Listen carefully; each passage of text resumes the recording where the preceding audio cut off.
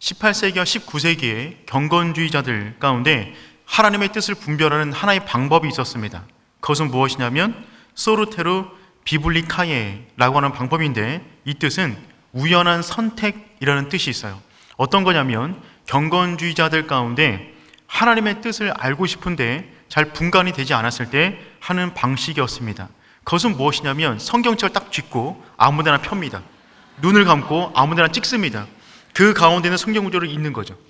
나를 향한 말씀으로 믿는 거예요. 그런 가운데 이와 같은 예화도 있지 않습니까? 한 사람이 하나님의 뜻을 알고자 성경을 잡고 폈어요. 폈더니 마태복음 27장 5절이 나왔습니다. 유다가 스스로 목매어 죽은지라. 너무 충격받아갖고 다시 성경 다 푼 다음에 다시 펴고 읽었는데 누가복음 10장 37절이 나왔어요. 너도 이와 같이 하라. 너무 충격받아서 다시 덮은 다음에 3-4번은 가야 되니까 다시 폈더니 요한복음 30장 27절이 나왔습니다. 내가 하는 일을 속히 하라. 여러분, 성경을 함부로 열지 마시기 바랍니다. 성경을 펼 때는 인생을 거는 겁니다. 그렇다면 우리는 어떻게 나를 향한 하나님의 뜻을 알 수 있을까요? 위에서 말한 예시들은 물론 하나님이 그렇게 우리의 인생을 얼마든지 인도하실 수 있습니다. 하지만 그렇지 않을 수도 있습니다. 그리고 그렇지 않을 가능성은 더욱 높습니다. 그렇다면 우리는 어떻게 나를 향한 하나님의 뜻을 우리가 어떻게 분간하여 순종할 수 있을까요? 오늘 본문의 말씀을 중심으로 우리가 3가지를 나누려고 하는데, 이 방법은 바울이 자신의 인생의 걸음을 옮길 때마다 사용했던 방법입니다. 오늘 말씀을 통하여 우리 인생을 향한 하나님의 방법을 알아가는 저와 여러분 되기를 축복합니다. 첫 번째는 이것입니다. 다 알지 못하지만 한 걸음씩 순종하는 것입니다. 다 알지 못하지만 한 걸음씩 순종해 나가는 것입니다. 바울과 바나바는 2차 선교를 하던 중에 서로 의견의 합의를 보지 못하고 결국 갈라지게 되었습니다. 그러니 바울의 마음이 얼마나 복잡했을까요? 다른 것도 아니고 자기가 선교사로 부름받았는데 의견일 합의를 보지 못해서 갈라지게 되었으니 말입니다.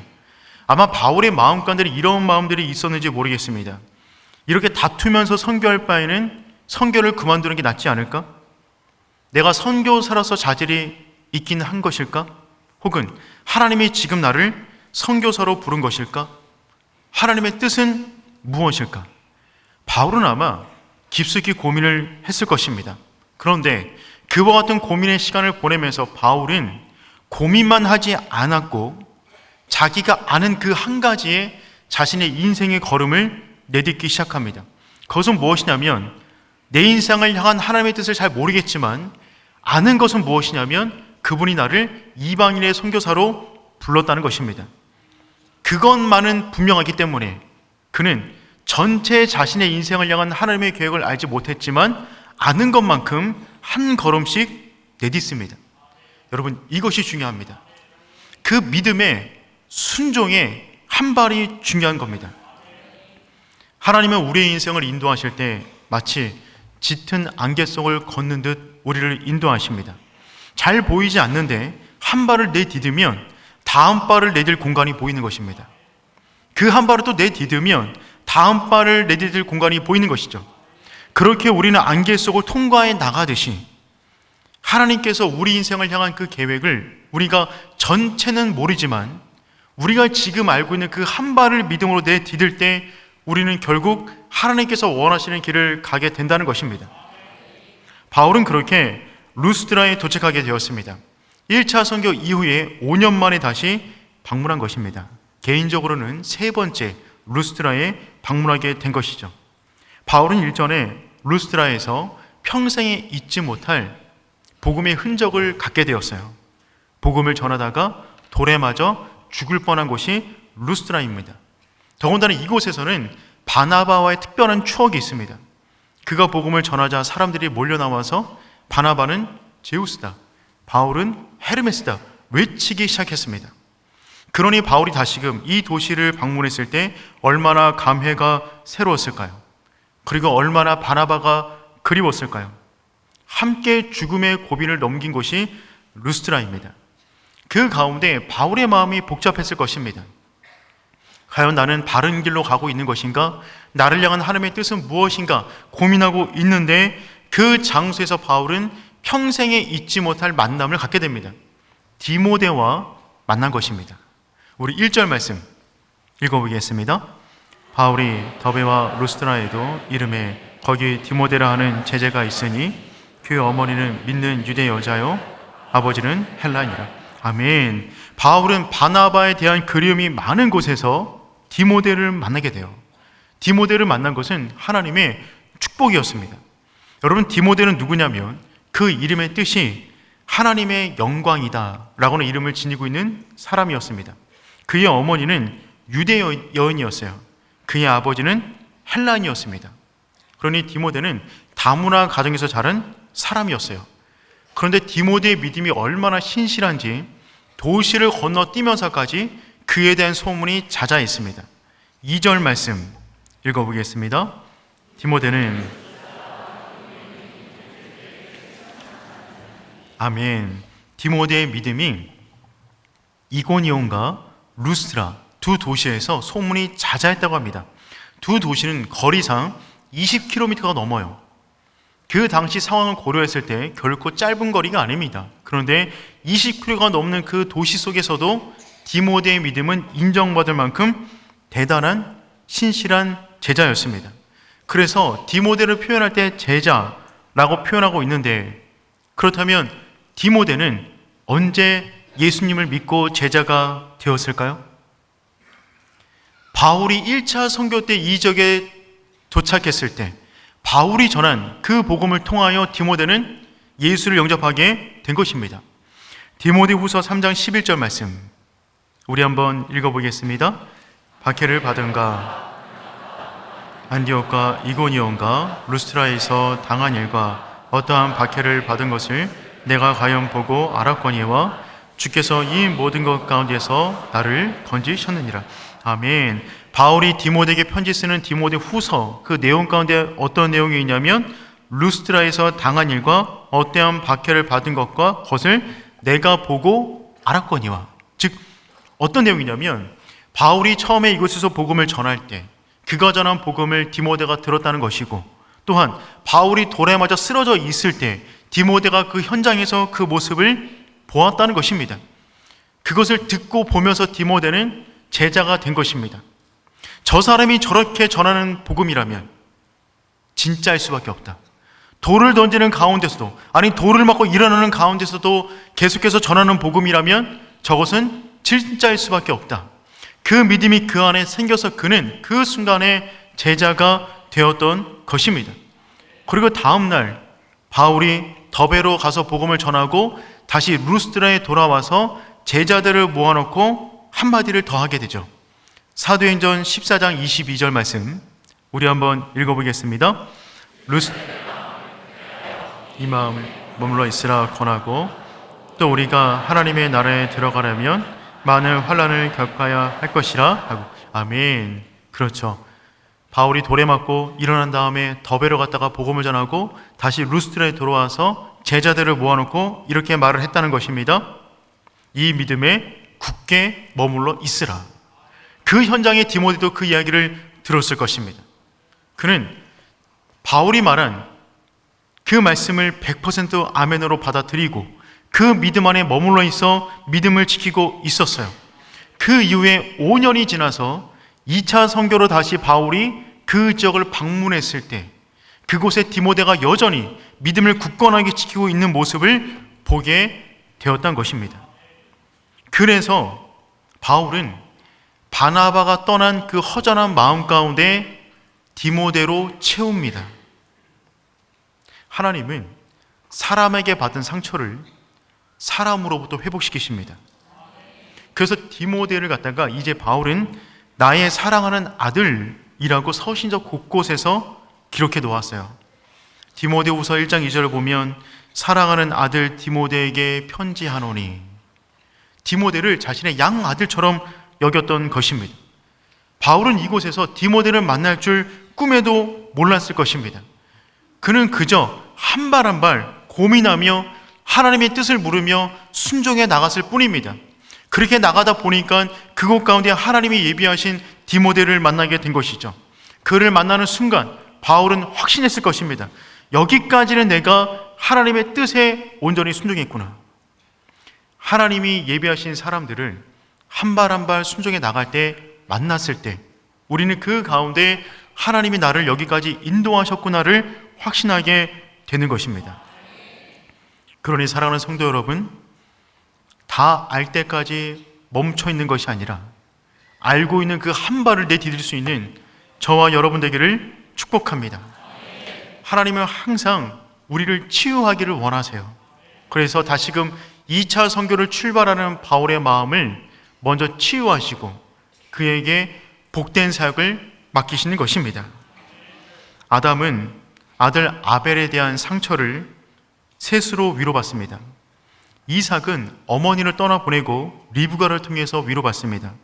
다윗은 아내 미갈에게 상처받고 또 다른 아내가 되는 아비갈에게 위로를 받아요.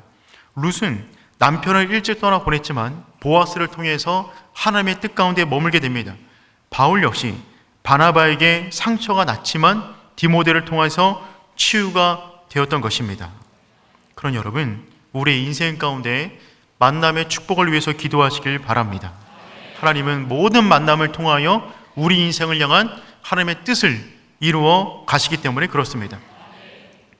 바울은 디모데를 만난 이후에 이 만남이 얼마나 귀한 만남이었는지 바울이 서신서를 쓰는 가운데 6개를 디모데와 함께 글을 씁니다. 그 서신서가 뭐냐면 디모데 후서, 빌립보서, 골로새서, 데살로니가 전후서, 빌레몬서. 이 6개는 바울이 디모데와 공동으로 쓴 거예요. 그만큼 바울에게 디모데는 특별했습니다.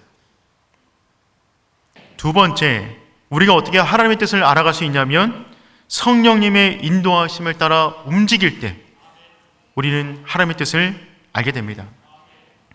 이제 선교팀이 3명이 되었습니다. 바울, 실라, 디모데가 함께합니다. 이들은 아시아에서 계속해서 복음을 전하길 원했어요. 그래서 더베, 루스드라, 이고니온, 안디옥으로 갔습니다. 그 다음에 이제는 에베소 지역으로 가서 복음을 전하기를 원했습니다. 그곳이 아시아 지역이었기 때문에 그렇습니다. 여기서 한 가지 주목할 것은 무엇이냐면, 여러분, 바울이 아시아권에서 복음을 전하기를 원했는데 그 아시아가 지금 말하고 있는 아시아 대륙을 말하는 것은 아닙니다. 그 당시 아시아는 로마의 영역 가운데 있는 아시아라는 도시가 있었어요. 그 도시 가운데 가장 중요한 도시는 에베소였어요. 그 일대를 돌아다니며 복음을 전하기를 원했는데 성령께서 그 길을 막으셨습니다.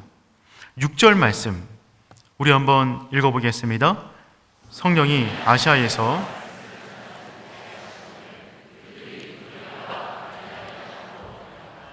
아멘. 성령께서 아시아에서 말씀을 전하지 못하도록 막으셨습니다. 7절 말씀 읽어보겠습니다. 무시아 앞에 이르러 비두니아로 가고자 애쓰되 예수의 영이 허락하지 아니하신지라. 아멘.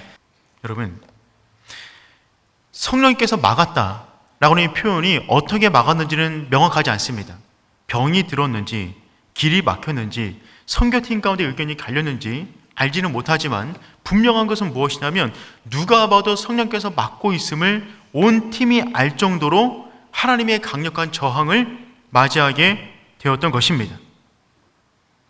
하나님은 때로는 우리의 인생을 인도하실 때 거절이라는 방식으로 인도하십니다. 하나님의 뜻을 알아가는 가장 구체적인 방법 중에 하나는 또 무엇이냐면 거절이에요. 길을 막으시는 거예요. 그럴 때 우리는 성령에게 민감하여 이것이 어떤 뜻인가 분간할 수 있어야만 합니다. 이것이 거절, 노인지, 기다려, 대기, 웨이트인지 그것은 우리가 성령 가운데 민감하게 분간해야 되는 것이죠. 바울은 지금 환경적으로 길이 막힐 때마다 그는 성령 가운데 민감한 사람이었기 때문에 하나님이 우리의 길을 트시는구나, 그 믿음 가지고 3가지 모든 방향을 틀었어요. 중부와 남부와 북부의 방향을 틀어서 서부에서 지금 대기하고 있는 것입니다. 바울은 하나님의 뜻을 알아가는 방법으로 가장 중요하게 여긴 것은 무엇이냐면 성령의 음성에 민감하게 자신의 방향을 옮겨나가는 것입니다. 바라기는 우리 오륜의 모든 성도가 세상의 소리에 민감한 것이 아니라 성령의 소리에 민감한 하나님의 사람 되기를 축복합니다. 여러분, 성령님께서 깡, 띵, 이 소리를 내실 때 우리는 그것을 분간할 수 있어야 됩니다. 그렇다면 어떤 소리가 깡이고 어떤 소리가 띵일까요? 그걸 어떻게 구분하죠? 김창옥 씨는 또 하나의 예화를 써놓았어요. 본인의 누나와 함께 음식점에 무언가를 먹으러 갔습니다. 종업원을 부르기 위해서 벨을 눌렀답니다. 그런데 그 누님은 목사님의 아내 사모님이세요. 함께 식사를 갔는데 벨을 누르자 종업원이 나오셨어요. 그분이 말을 하는 것입니다. 예, 손님. 그랬더니 누님이 예수님? 아니, 이 교회 크리스천 기업이야? 라고 묻더랍니다. 그러니까 하도 사모님이셔서 예수님을 깊게 묵상하다 보니까 비슷한 소리, 예, 손님만 들어도 예수님으로 알아듣고 반응하는 것이죠. 이것은 마치 어떤 교회에서 권사님께서 부동산에 심취해 계셨는데 그 권사님께서 헌신 예배를 인도하시면서 오늘 찬송은 찬송가 백구동입니다 라고 말씀하신 것과 비슷한 것입니다. 그러니 자기 안에 가득한 것, 자기에게 익숙한 것, 그것에 비슷한 소리만 들려도 반응하게 되는 거예요. 여러분, 우리가 어떻게 성령님의 깡과 띵을 구분할 수 있을까요? 평상시에 성령님과 친밀하셔야, 그분의 임재 충만한 속에서 기도의 자리를 지키셔야 그분이 우리 인생에 어떤 사인을 주실 때 그 사인을 듣고 멀리 뛰어갈지 옆으로 빠질지 구분하게 된다는 것입니다. 그러니 사랑하는 성도 여러분, 성령님과 날마다 친밀하시고 기도의 자리가 뜨거워지는 저와 여러분 되기를 축복합니다. 하나님은 언제나 내가 내 인생을 향한 나의 계획보다 하나님이 내 인생을 향한 더 큰 계획을 가지고 계세요. 그러므로 우리는 날마다 걸음걸음마다 물으며 쫓아가야만 합니다. 한 걸음의 믿음으로 내딛지만 그 다음 걸음을 방향을 정할 때 성령의 소리에 민감하여 그 방향을 잡을 수 있는 저와 여러분 되기를 축복합니다. 세 번째, 우리는 믿음의 공동체 안에서 함께 하나님의 뜻을 알아갈 수 있습니다. 바울은 성령의 길을 막으셔서 지금 드로아에 오게 되었어요. 다시 지도를 보겠습니다. 지금 서쪽 맨 끝에 드로아 항구에서 대기하고 있는데 그 앞에는 에게해, 바다가 있고 그 바다 밖으로 넘어가면 로마가 됩니다. 그런데 바울이 이 드로아에서 밤에 하나의 환상을 봅니다. 그 환상은 무엇이냐면 마게도냐 사람이 자신을 부르는 환상을 보게 돼요. 우리 9절 말씀 함께 읽겠습니다. 밤에 환상이 바울에게 보이니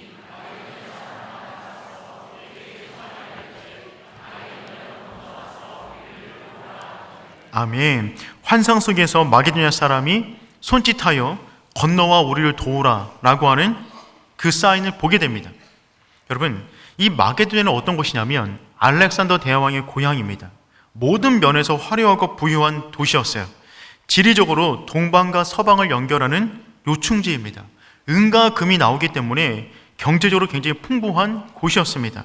그런데 이 도시가 뭐가 부족해서 와서 우리를 도우라 라고 손짓하는 환상으로 보여졌을까요? 바로 영혼의 궁핍함입니다. 그 도시가 아무리 화려한다 할지라도 모든 사람은 예수 그리스도의 복음, 십자가가 필요하기 때문에 우리 가운데 그 눈이 열려 화려한 도시 속에서도 주님 없이 살아가는 사람들의 손짓을 볼 수 있는 저와 여러분 되기를 축복합니다. 여러분, 이 땅 가운데 복음이 필요하지 않은 사람은 한 사람도 없습니다. 그렇기 때문에 우리는 우리의 인생의 발걸음을 옮길 때 날마다 성령에 민감하여 주님께서 원하시는 방향으로 가야 되는데, 그때 또 하나의 중요한 기준은 복음을 전할 것으로 가는 것입니다. 바울은 늘 그렇게 자신의 인생의 걸음을 결정해 나갔어요. 바울은 그 밤에 보았던 그 환상을 함께하고 있는 동료들에게 말을 했습니다. 10절 말씀 읽어보겠습니다. 바울이 그 환상을 보았을 때 이는 하나님이 저 사람들에게 복음을 전하라고 우리를 부르신 줄로 인정함이라. 아멘. 여기서 처음 보니까 우리를 부르신 줄로 인정함이라 라고 되는데, 우리를 이라고 하는 특이한 주어가 나왔습니다.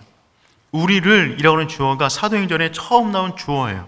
이 우리는 누구냐면 누가가 포함된 우리를 말합니다. 이 사도행전의 저자가 누가인데 드로아에서부터 누가가 함께하기 시작했어요. 그래서 이제부터 누가가 누가복음을 기록해 나갈 때는 바울이 이런 식으로 쓰지 않고요, 우리가 라고 해서 팀을 공동체로 언급합니다. 그러니 이제 팀원이 4명이 되었어요. 바울, 실라, 디모데, 누가.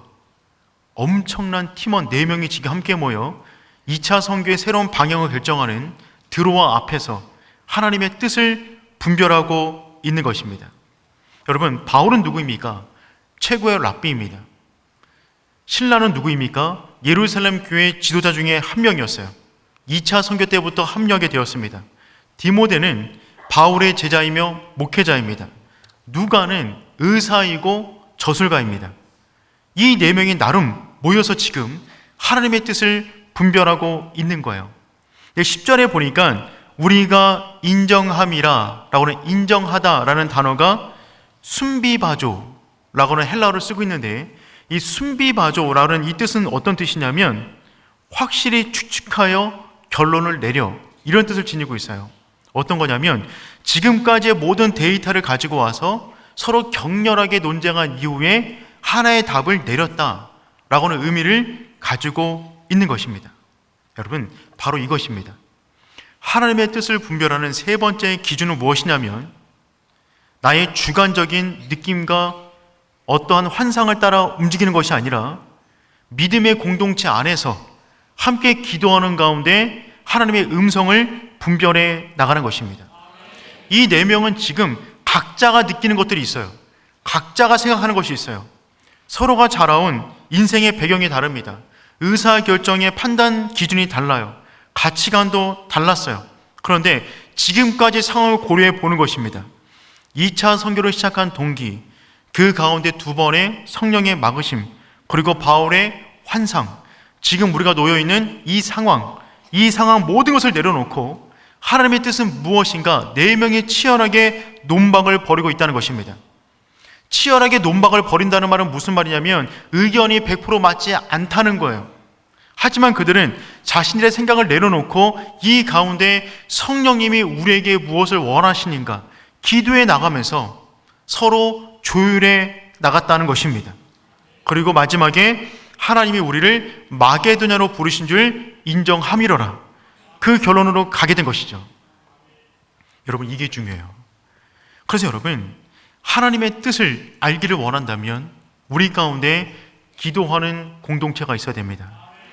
그 가정이 여러분의 식구가 되었으면 좋겠어요. 가정의 중요한 인생의 방향을 결정할 때 나 혼자 결정하는 것이 아니라 가족이 함께 기도함으로 찾아가는 것입니다. 그 모임이 우리의 순간 목장 모임 되었으면 좋겠어요. 그 모임이 우리 오륜의 공동체가 되기를 축복합니다. 그래서 우리 인생의 방향과 고민을 결정할 때마다 나 혼자 외롭게 결정하는 것이 아니라 함께 기도 제목을 주고받는 가운데 그 가운데 하나님의 뜻이 무엇인가 분별되어졌다면 그 인생 방향 가운데 우리의 인생을 걸 수 있는 저와 여러분 되기를 축복합니다. 다 알지 못하지만 하나님이 내 걸음을 인도하고 계신다. 성령의 음성을 따라갈 때, 공동체의 기도 속에 함께 있을 때 내 영혼은 안전하다. 그 믿음을 가지고 우리에게도 주어진 모든 길을 완주하는 저와 여러분 되기를 축복합니다.